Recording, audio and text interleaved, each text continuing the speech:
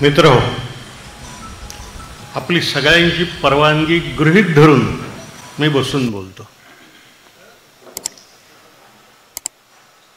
गांधीजींवर आपण फार व्याख्यानं ऐकली असतील. आपल्यातल्या काहींनी प्रत्यक्ष गांधींनाही ऐकलं असेल. गांधींचे फार मोठे अभ्यासक आपल्यापुढे यापूर्वी येऊन गेले आहेत. त्या तुलनेमध्ये मी फार लहान कार्यकर्ता आहे. पण काही गोष्टी स्पष्ट होणे आवश्यक आहे. याचं कारण जगाला समजलेला गांधी या देशाला अजून समजला नाही या मताचा मी आहे.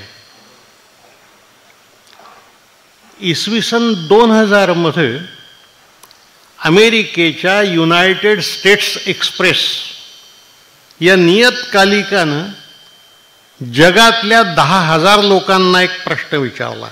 हे जे 10,000 लोक निवडले त्यात वेगवेगळ्या देशांचे राष्ट्रपती, पंतप्रधान, कुलगुरू, नोबेल पारितोषिक विजेते,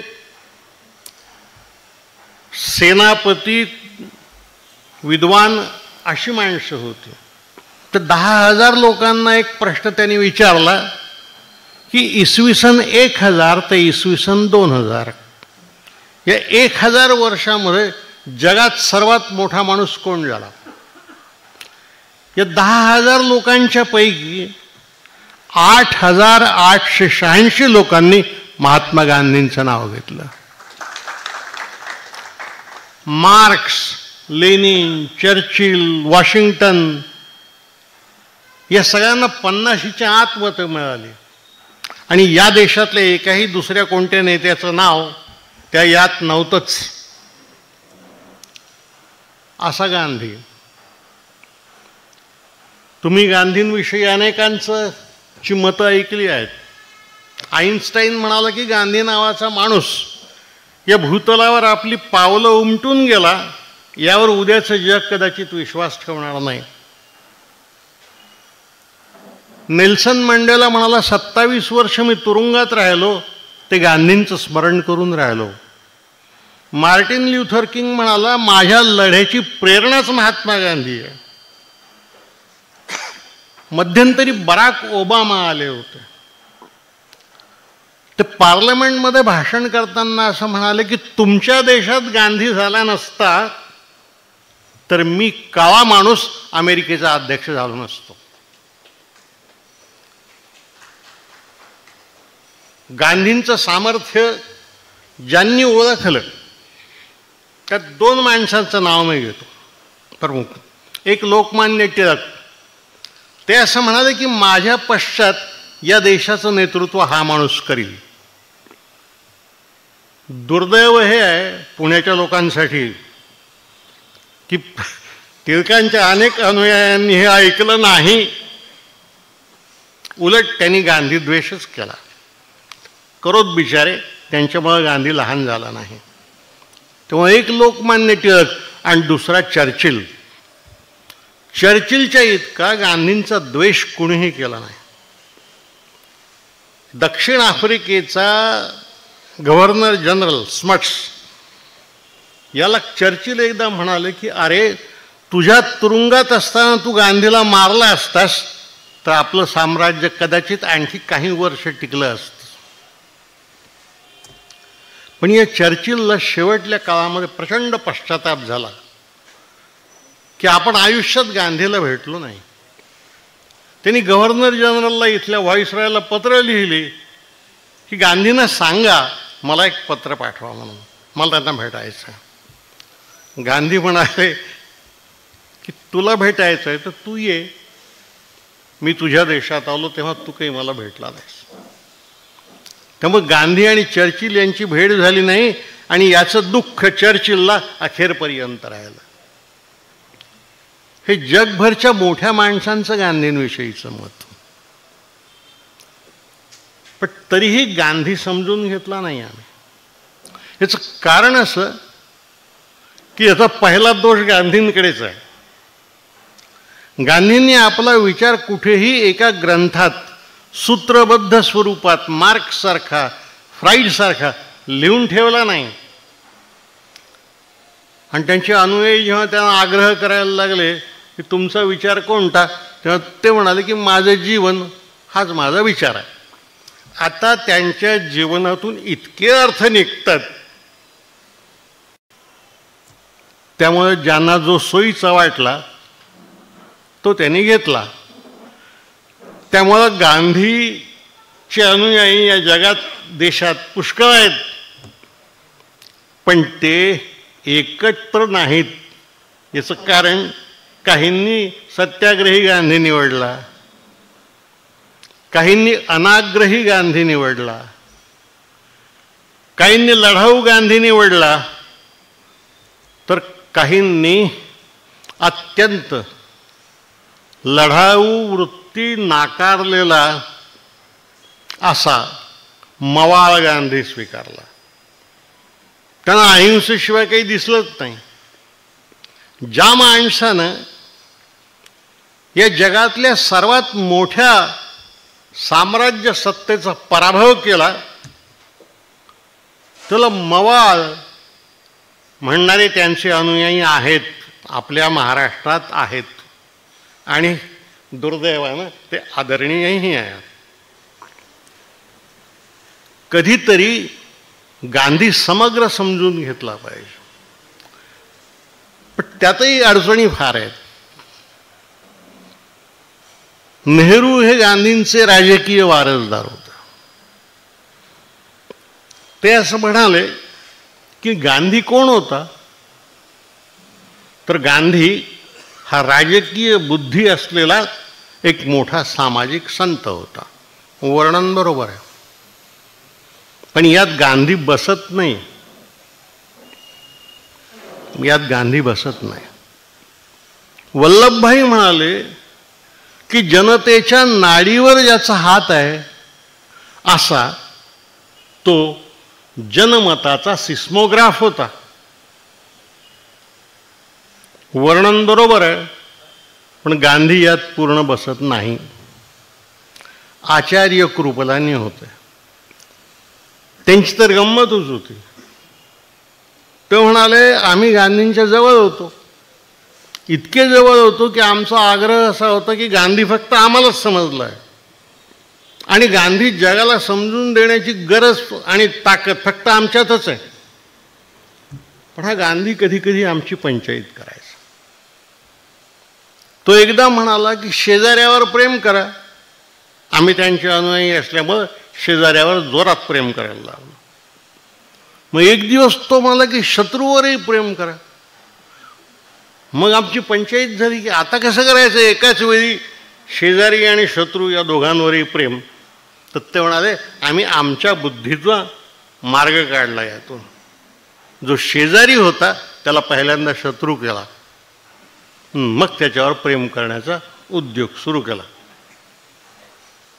हे गांधीजींच्या अत्यंत जवळच्या लोकांचे गांधीजींविषयीचे अभिप्राय आहेत. त्यामुळे तुम्हाला आणि मला गांधी जर समजला नसेल तर आपला दोष नाही. दुर्जन फार लवकर समजतात, सज्जन लवकर समजत नाहीत. मंबाजी समजतो, तुकाराम समजत नाही. ज्ञानेश्वराला कास्ट सर्टिफिकेट मागणारे पैठणचे ब्राह्मण समजतात, ज्ञानेश्वर समजत नाही. म्हणून गांधी. आता आणखी एक भानगड अशी आहे की महाराष्ट्रामध्ये जे विचारवंत म्हणून लोक ओळखले जातात, आहेत विचारवंत महाराष्ट्रात आहेत. म्हणजे माझी अजून तरी त्याविषयीची श्रद्धा पूर्णपणे संपलेली नाही. आहेत हे सगळे विचारवंत गांधी विरोधी होते. तुम्ही पुण्याचे लोक आहात, तुम्ही कधीतरी समजून घ्या, महाराष्ट्रामध्ये ज्यांना विचारवंत म्हणतात त्यांचे 4 वर्ग आहेत. एक मार्क्सवादी. आता आपले संपलेले समाजवादी बिचारे त्यातच येतात. दुसरे हिंदुत्ववादी, तिसरे आंबेडकरवादी, चौथे गांधीवादी. आता यातले जे मार्क्सवादी आहेत, हे मार्क्सवादी मार्क्सला ज्ञानाचा पूर्णविराम समजतात आणि त्याच्या पलीकडे ज्ञान जातच नाही असं ते मानतात. तो गांधी त्यांना मान्यच होणार नाही. गांधी त्यांना मान्य होणार नाही. आणि त्याचं एक राजकीय कारणही आहे. ते राजकीय कारण असं आहे की मार्क्सवादी जगात हे सांगत आले, या देशातही हे सांगत आले की आम्हाला या देशामध्ये कामगारांचं आणि शेतकऱ्यांचं राज्य आणायचं आहे. जन्मभर ते हे सांगत आले, अजूनही सांगतात जे थोडेसे शिल्लक आहेत ते. पण त्यांचं दुर्दैव हे की या देशातला शेतकरी आणि कामगार गांधीजी की जय म्हणत राहिला, मार्क्सवाद्यांच्या मागे गेला नाही. म्हणून पहिल्यांदा एक गोष्ट लक्षात घ्या, जगात मार्क्सचा पहिला वैचारिक पराभव गांधीनं केला. गांधीचाही आर्थिक विचार आहे. तो आर्थिक विचार त्यांच्या पुस्तकात नाही. त्यांनी लुई फिशरला एक मुलाखत दिली, त्यात आहे. या लुई फिशरला त्यांनी जी मुलाखत दिली, त्या मुलाखतीमध्ये ते असं म्हणतात, आणि ते कदाचित गांधीवाद्यांनाही पटलं नाही. ते असं म्हणतात की मी सांगतो, काम करील त्याला दाम, कष्ट करील त्याची शेती, तसं श्रम करील त्याची संपत्ती. आणि श्रम करील त्याची संपत्ती हे जर खरं असेल तर बापाची इस्टेट मुलाला मिळता कामा नये. आता बापाची इस्टेट मिळता कामा नये असं म्हटलं तर गांधीचे सगळे अनुयायी त्यांना सोडूनच जायचे. कारण हा विचार गांधीवाद्यांनाही पटत नाही. कारण या जगातल्या सगळ्या माणसांनी मनाशी एक गोष्ट ॲरिस्टॉटलच्या सांगण्याप्रमाणे ठरवून टाकली आहे, कमवायचं कशासाठी? आपल्यासाठी, आपल्यानंतर आपल्या पुढच्या पिढ्यांसाठी. गांधी म्हणाला पुढच्या पिढ्यांना काही द्यायचं नाही. पुढच्या पिढ्यांना काही द्यायचं नाही म्हणजे गांधीला एकाच पिढीत समाजवाद आणायचा होता, हे लक्षात घ्या. एकाच पिढीत आर्थिक समता आणायची होती, हे लक्षात घ्या. एकाच पिढीत भांडवलदार नाहीसे करायचे होते, हे लक्षात घ्या. आणि एकाच पिढीत कष्टकऱ्यांच्या हाती पैसा द्यायचा होता, हे विचार घ्या. लुई फिशरने हे लिहून ठेवलेलं आहे. पण हे गांधीवादी सुद्धा सांगत नाहीत, कारण हे त्यांना परवडत नाही. हे त्यांनाच काय कोणाच परवडत नाही. आपल्या देशामध्ये गंमत अशी आहे की नव्या पिढ्या आपल्या बापाकडून धर्म घेतात, जात घेतात, त्याची इस्टेट घेतात, असली तर इस्टेट घेतात, आणि अलीकडे त्याचा पक्षही घेतात. तुम्ही हे फार कठोर आहे, पण तुम्ही कोणत्याही माणसाला विचारा, पुढाऱ्याला विचारा की तू या पक्षात का आहेस, तर त्याचं उत्तर खरं हे आहे की माझा बाप त्या पक्षात होता म्हणून मी आहे. विचारांनी पक्ष जवळ केले ते लोक फार थोडे आहेत. वंशपरंपरेनं आपल्या देशातल्या पक्षसुद्धा कसे आहेत, एकेका जातीचे पक्ष आहेत, एकेका जातीचे पक्ष आहेत. तर पक्ष जातींचे अशा ठिकाणी गांधी कसा समजणार? मग त्याला आपण फक्त हार घालायचा, त्याची पूजा करायची, त्याला नमस्कार करायचा, दॅट्स ऑल. या देशात गांधींचे पुतळे पूजले जातात, त्यांचा विचार पूजला जात नाही. हे झालं मार्क्सवाद्यांसंबंधी. समाजवाद्यांसंबंधी मी काही फारसं बोलत नाही, कारण ते संपले आहेत. थोडे आहेत बिचारे, 1-2-4 आहेत महाराष्ट्रात अजून, आणि ते तेवढेच आहेत याचं कारण त्यांना अनुयायी मिळत नाही. समाजवाद्यांना सुद्धा त्यांच्या विचारांच्या चौकटीत जेवढा गांधी बसत होता तेवढाच चालत होता, बाकी चालत नव्हता.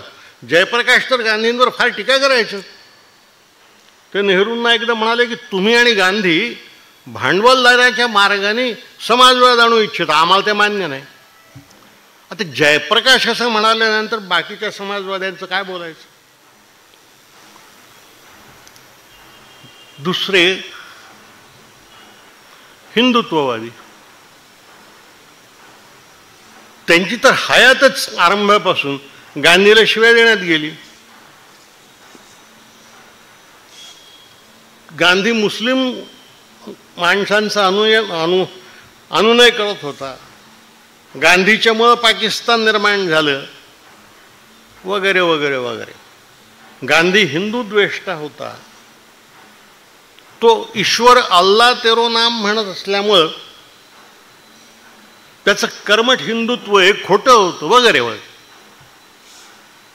कधीतरी काही गोष्टी समजून घेतल्या पाहिजे. आता इथे सावरकरांवर व्याख्यान होणार आहे म्हणून मी त्यावर विस्तारानं बोलत नाही. एक मुद्दा,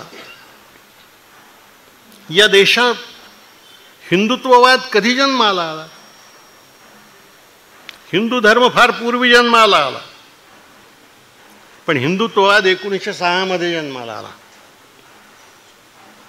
1906 मध्ये पहिल्यांदा मुस्लिम लीग जन्माला आली, आणि मुस्लिम लीगची प्रतिक्रिया म्हणून हिंदू महासभा जन्माला आली. आणि हिंदू महासभा ही पूर्वी काँग्रेसची एक शाखा म्हणून काम करत होते. काँग्रेस पक्षामध्ये मुसलमानांचं वर्चस्व वाढू नये हे ध्येय ठेवून ते काम करत होते. हिंदुत्ववाद्यांची आणि हिंदू महासभेची अधिवेशनं काँग्रेसच्या अधिवेशनाच्या मंडपातच व्हायची.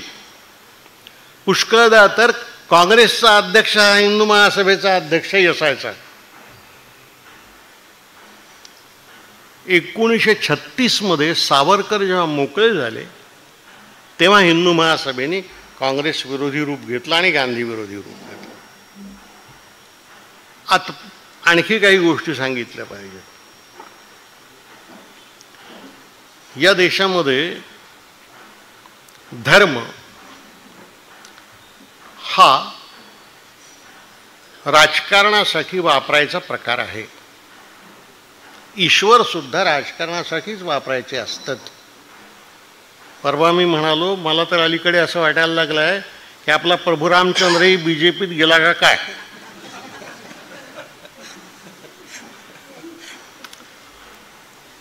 कधीतरी समजून घ्या, जेव्हा राजकारणी येते तेव्हा धर्म आणला जातो, जेव्हा राजकारण नसतं तेव्हा धर्म येत नाही. या देशातला पहिला मुस्लिम सम्राट अल्तमश होता. त्याच्याकडे त्याचे धर्मगुरू गेले आणि त्याला म्हणाले की कुराणामध्ये अशी आज्ञा आहे की आपल्या राज्यात फक्त मुसलमानांनीच राहिलं पाहिजे, बाकीच्यांना मारलं पाहिजे.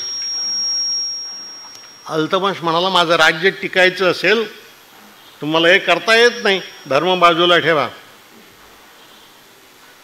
त्यांनी बाजूला ठेवला. अकबराने तर मुसलमान धर्म सोडूनच दिला होता, त्याग केला होता. दीने इलाही नावाचा धर्म स्थापन केला होता, तो जुलमी आहे म्हणून, आणि जुलमी आहे हे सांगून सोडला तो धर्म. हे अल्लाह अकबर नावाचं जे प्रकरण आहे ना, यातला अकबर म्हणजे हा अकबर नाही आहे. अल्लाह अकबर म्हणजे अल्लाह अमर हो, ज्याची कबर नाही असा हो, असा आहे.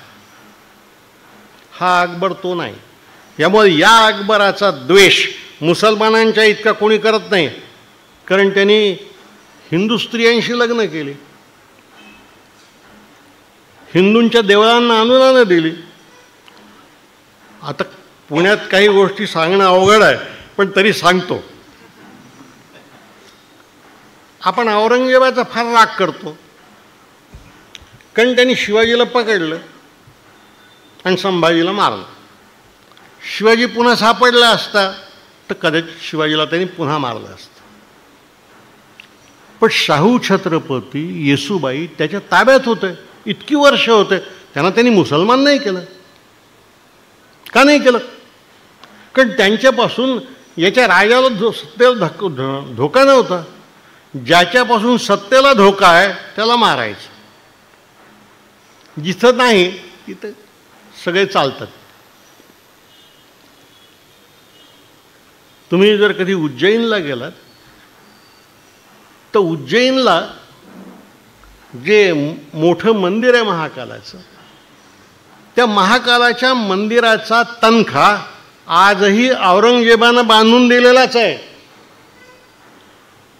तो जेव्हा एकदा उज्जैनला गेला तेव्हा महाकालाचे पुजारी त्याच्याकडे गेले आणि त्याला म्हणाले की बादशाह साहेब, या मंदिराच्या पूजेला तूप पुरत नाही.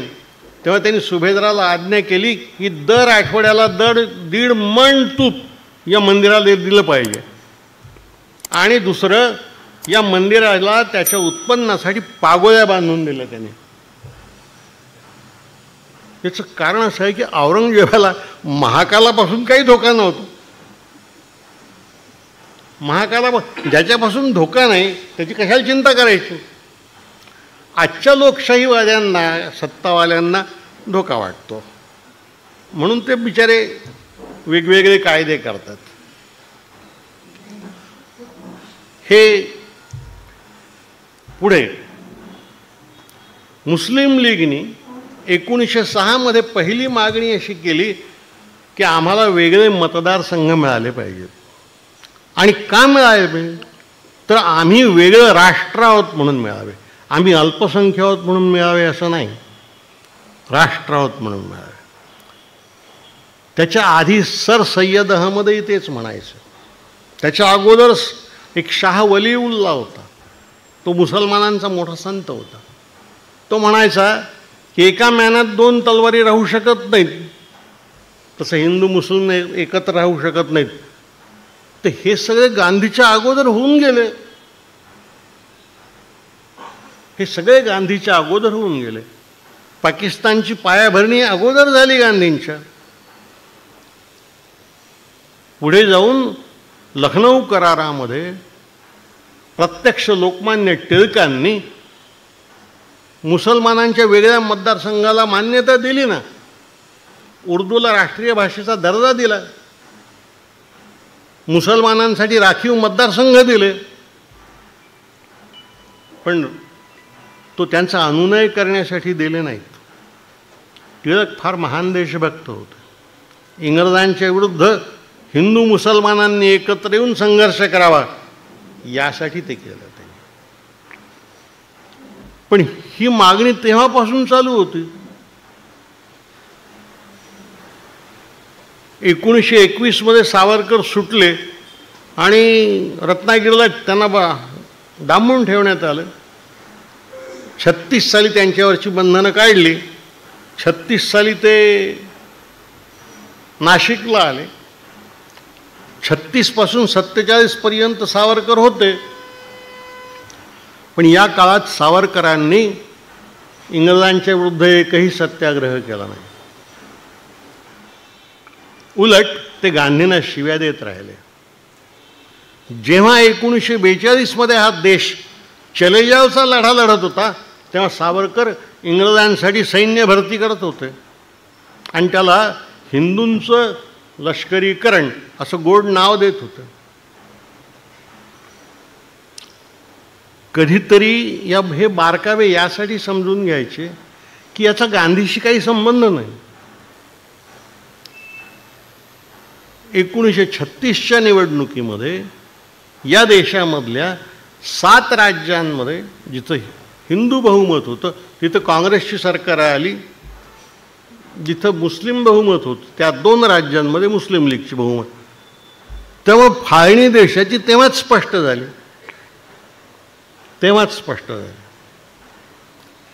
तर मुस्लिम लीग समजून घेतली पाहिजे हिंदू महासभा ही त्याचसाठी समजून घेतली पाहिजे की गांधींचा फाळणीशी काय संबंध.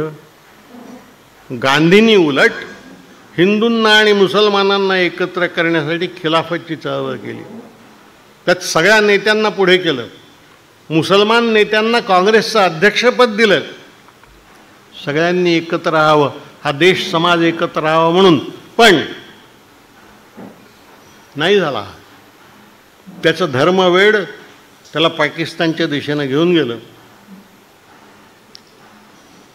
जोपर्यंत, ही सुद्धा महत्त्वाची गोष्ट, जोपर्यंत बॅरिस्टर जिना पाकिस्तानची भाषा बोलत नव्हते तोपर्यंत जिनासुद्धा मुसलमानांचे नेते नव्हते. 36 साली त्यांनी पहिल्यांदा पाकिस्तानची भाषा केली. त्या दिवशी ते मुसलमानांचे नेते झाले. हा नेत्यांचा प्रश्न नाही आहे, हा सामाजिक मानसिकतेचा प्रश्न आहे. आणि ती सामाजिक मानसिकता समजून घ्यायची आहे. गांधींनी नेते जुळवले, काँग्रेसमध्ये आणले, त्यांना आपलं मानलं. खान अब्दुल गफार खानांसारखा माणूस त्यांचा नेता झाला.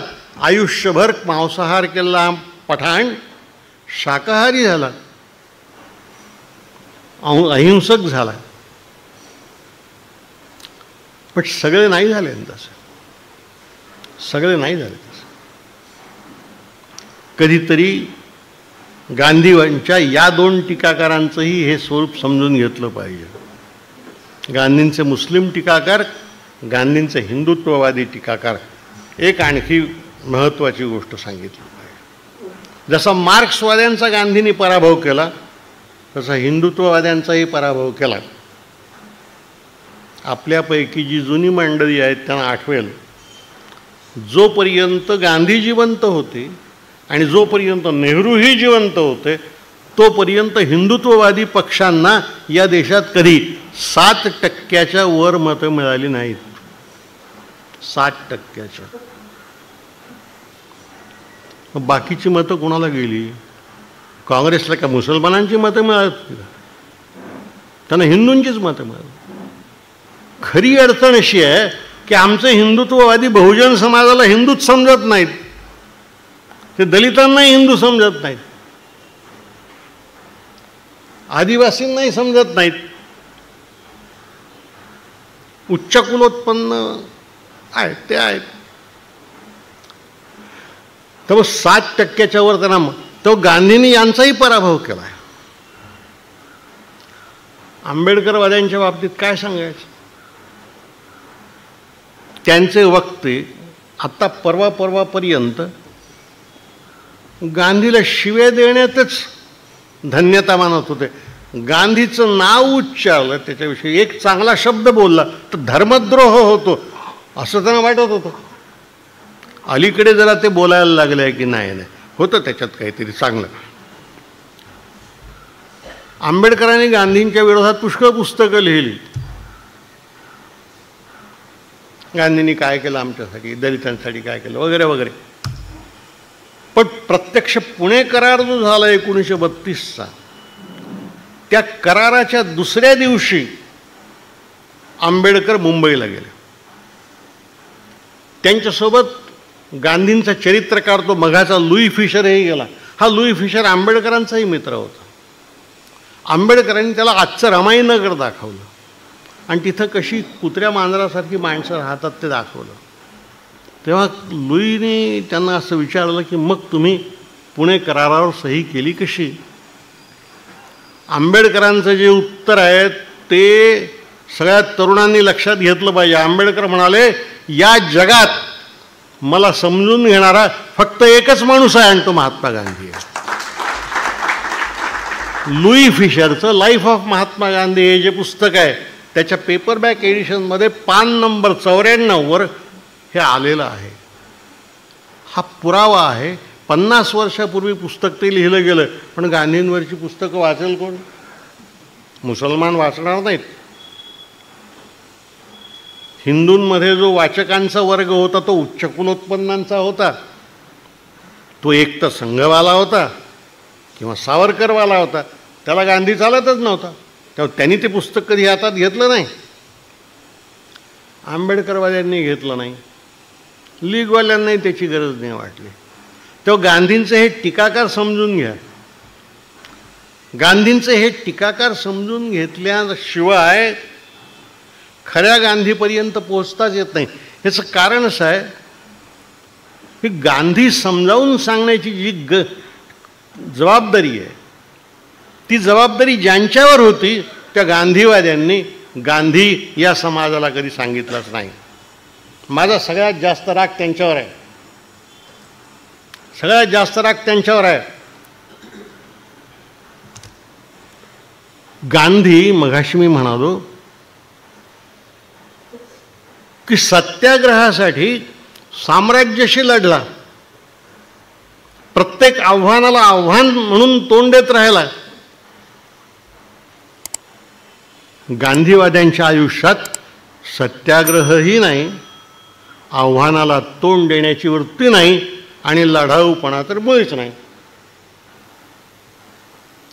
त्यांनी गांधींना विनोबांच्या चष्म्यातून पाहिलं आणि विनोबा हा गांधींचा उत्तराधिकारी आहे असं मानलं.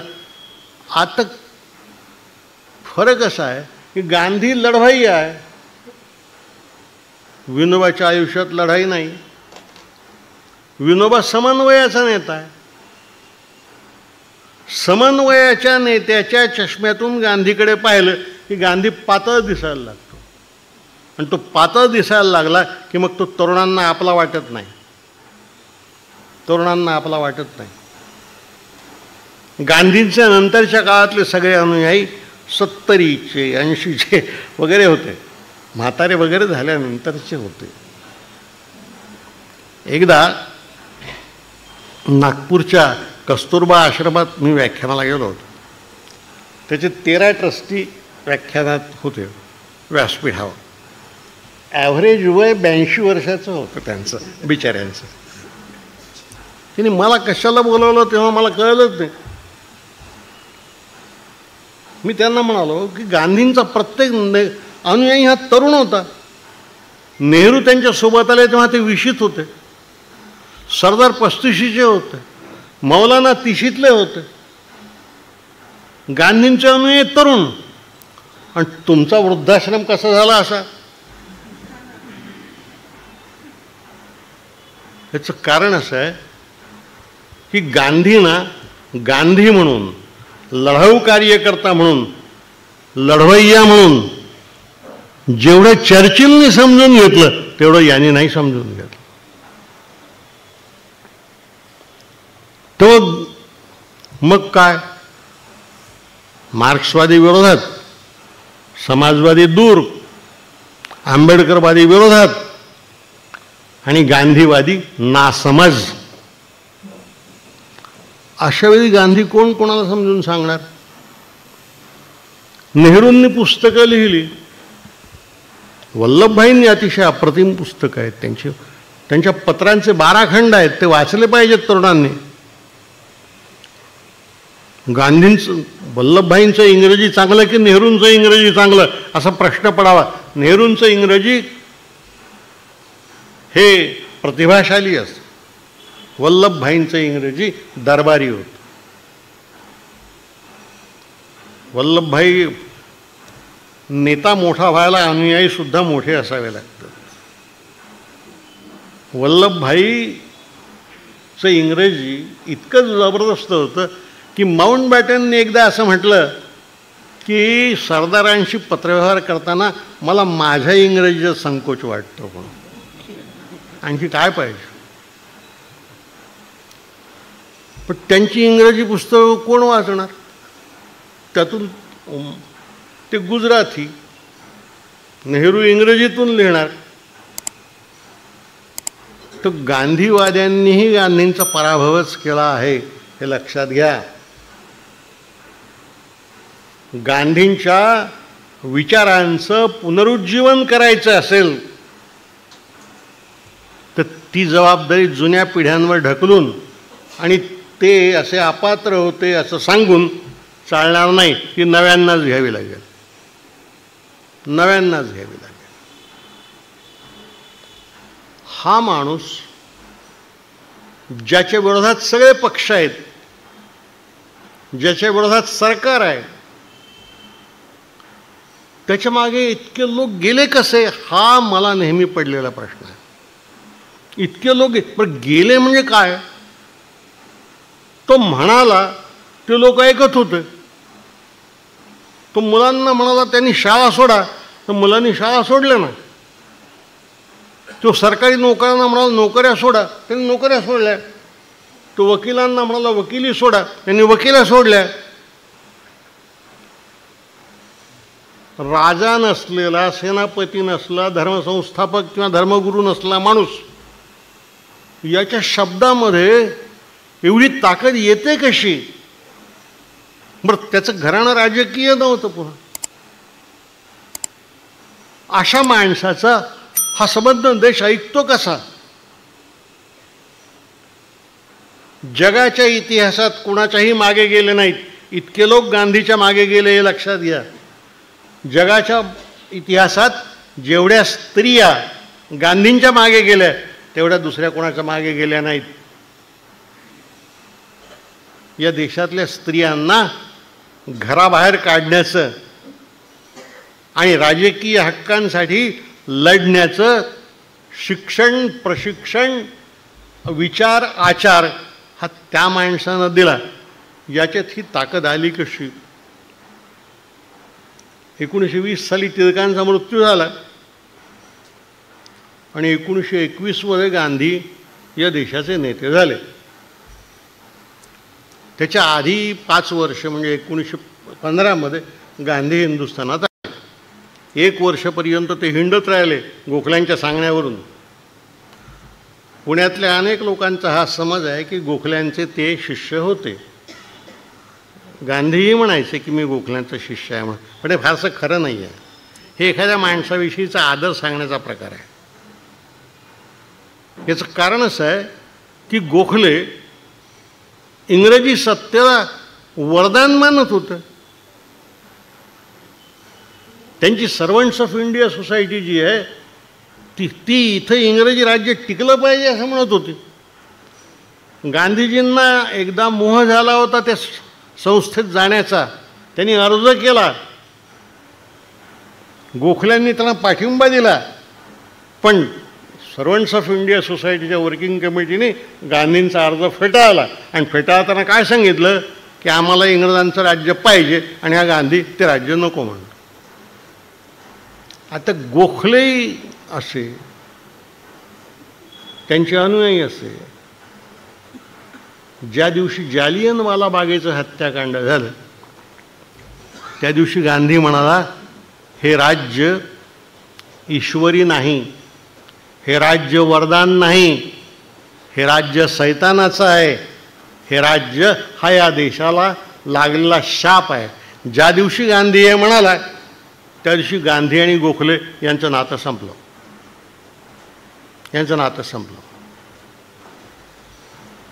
20 सालची गोष्ट आहे. टिळकांचा मृत्यू झाला सरदारगृहामध्ये. त्यांचं शव खाली आणलं आणि आता त्यांच्या शवाला खांदा द्यायचा. टिळकांच्या शवाला खांदा द्यायला माणूस तेवढ्या मोठ्या प्रतिभेचा मोठा लागेल ना. पण आपले जे ब्रह्मकुलोत्पन्न होते ते म्हणाले टिळक ब्राह्मण असल्यामुळे हा खांदा ब्राह्मणाने दिला पाहिजे. हे सगळे आपलेही दोष समजून घ्या. आपले दोष समजल्याशिवाय इतरांना नावं नाही ठेवता येत. त्या गांधी पुढे झाले आणि गांधी म्हणाले, जो लोकसेवक असतो त्याची कोणतीही जात नसते. आणि गांधींनी पहिला खांदा दिला. दुसरा खांदा बॅरिस्टर जिनांनी दिला. गांधींनी टिळकांच्या शवाला खांदा दिला याचा अर्थ सांकेतिक कुठलाही असो, प्रत्यक्षातला अर्थ हा आहे की जिथं टिळक संपतात तिथं गांधी सुरू होतात.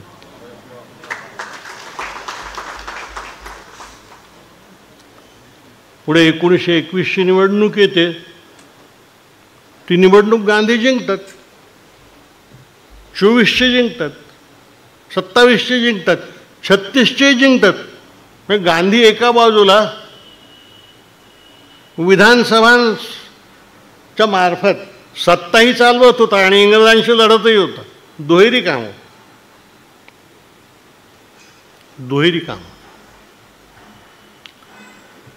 असा हा गांधी. मी मगाशी असं म्हणालो की या माणसाच्या शब्दाला एवढा मान का होता, तो कुणीच नसताना. बरं, 1915 साली जेव्हा गांधी हिंदुस्थानात आले तेव्हा फारसं त्यांना कोणी विचारत नव्हतं. की काँग्रेसच्या अधिवेशनात जायचे तर मागल्या बाकावर बसायचे. चंपारण्याच्या सत्याग्रहापासून त्यांना थोडासा मान आला आणि जालियनवाला बागेच्या नंतर तर तो अहवालच वृत्तांत गांधींनी लिहिला मोतीलालजींच्या सांगण्यावरून. तेव्हा गांधींच्या शब्दाला वजन आलं. या ठिकाणी एक गोष्ट पुणेकरांना सांगितली पाहिजे.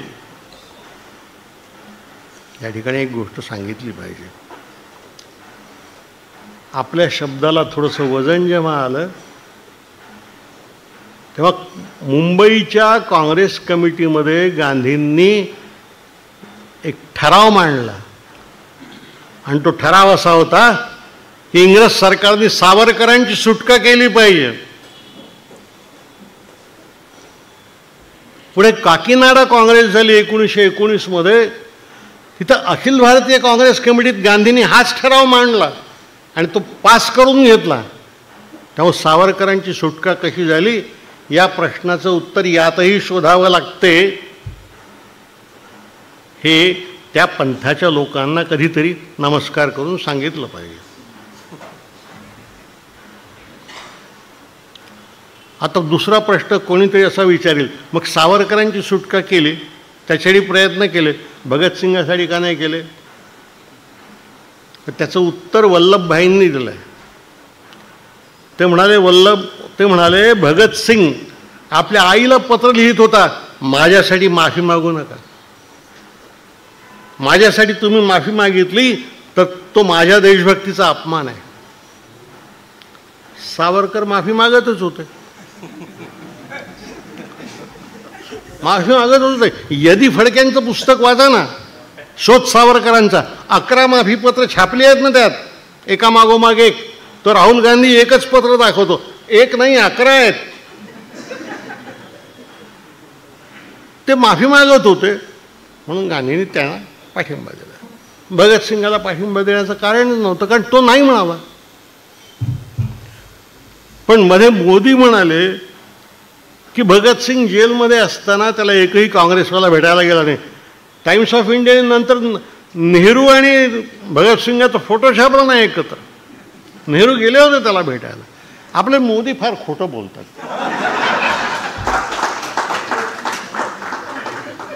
फार खोटं बोलतात. तर काय, आपण पंतप्रधान असल्यामुळं बोलता येत नाही. ते अलेक्झांडरचा पराभव बिहारी लोकांनी केला. म्हणजे अरे तो पंजाबच्या इकडे आलाच नव्हता ना. पंजाबच्या इकडे आलाच नाही, तो तिकडूनच परत गेला आणि मेला. तर काय करायचं अशा या गोष्टीला? आणि गंमत अशी आहे की मोदी बोलले किंवा आणखी कोणी बोलले असे त्यांच्या परिवारातले, तर त्यावर विश्वास ठेवणारा एक वर्ग आहे. हा देश विश्वास ठेवत नाही.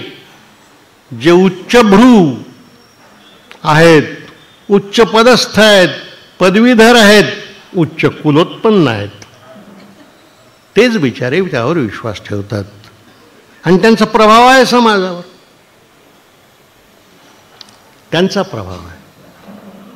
त्यामुळं कधीतरी सामान्य माणसांनी आता पुढे येऊन हे समजून घेण्याची गरज आहे.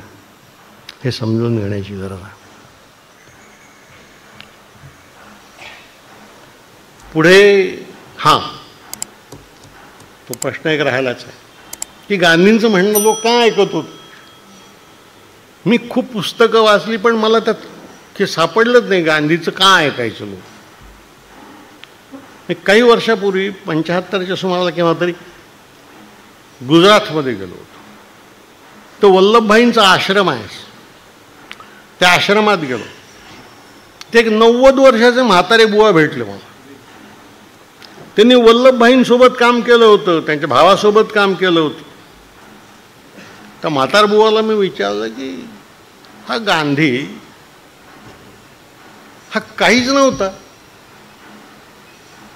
हा काहीच नसताना याचं म्हणणं हा देश कसा ऐकत होता? तो म्हणाला, बेटा याचं उत्तर साधं आहे. गांधी हा नसेल राजा, नसेल धर्मगुरू, काहीच नव्हतं, पण त्याच्या शब्दाला किंमत होती.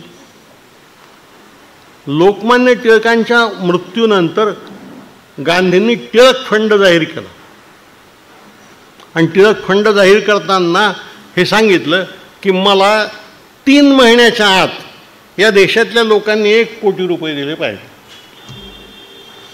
पहा आपण किती दरिद्री होतो. गांधीला 1 कोटी रुपये जमवायला 3 महिने लागायचे तेव्हा. आता तर एकेका ठेक्यामध्ये 2-2 हजार कोटी रुपये खातात. बिचारे आपण श्रीमंत झालो आहोत हे आपण लक्षात घ्या. ते म्हणत 3 महिने झाले. सगळे काँग्रेसचे कार्यकर्ते हिंडले, दिल्ली मुंबई सगळीकडे सगळे नेते, आणि शेवटल्या दिवशी गल्ला मोजायला जमले तर ते 1 कोटी 3 लाख कमी पडले. 3 लाख कमी पडले. तेव्हा विठ्ठलभाई पटेल म्हणजे बॅरिस्टरांचे मोठे भाऊ वल्लभभाईंचे, ते गांधींना म्हणाले, बापू फंड पूर्ण झाल्याचं जाहीर करा, 3 लाख आपण केव्हाही आणू. गांधीजी म्हणाले, हट्टी होते, नाही म्हणले, असं नाही करायचं. आपल्यावर या देशाचा पूर्ण विश्वास अजून नाही, 3% तरी नाही.